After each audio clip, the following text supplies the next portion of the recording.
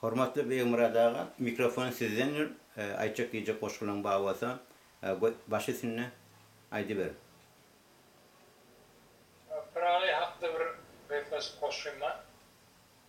O da Pralyň bir emeti wada. Bir beýti, bir kupleti. Emden bolup içkin formayan, näbilsin bir görüp bitti taşımdan, kamil bolup can ulawyn bermeyen ağla bilmez, öten işi başımdan mı? Akmul Pralyň akmul atan.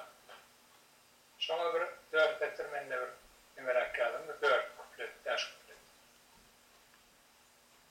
Näbilsin? Aylandım, agtarıp, iýleýip, iýdan, ençegedek bağa duş geldim, bilmek için Pragynyň kimligin ilki köp zatlary bilmeli bil. Ka kurşun dep çümüp deniz diýbine dur merjenler gözleginde gezmeli.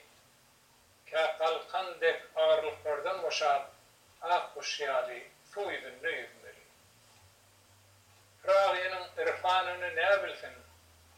Mani badarından ýol ötmedik. Türkistan eýeti Hazret Ýasawyň çeşmetinden bir ýudum suwda atmadyk. Mawtumulyň hicranyny näbilsin?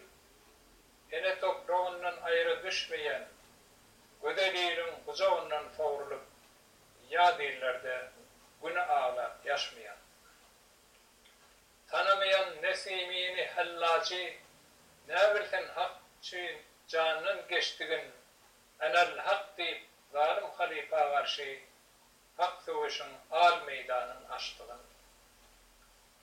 Näbilsin örtenşin ýylgyn derdine, eňi bilen ýylgyn ýükün çekmeýän, şevlik min dağı daşıyandarsın, yüreginden oğutlu tütün çıkmayan. Näbilsin ak yürek kalandarların, meylisinde al şeraptan dağıtmayan, bir zürvadan 40 aşılgandarsın, hak sevginin manisine yetmeyen. Bu sarıçın nalalarını näbilsin, sema dinläp, mey olup yatmayan, ışgı alem elendiren yarının her eşyada cemalin nakşetmeyen.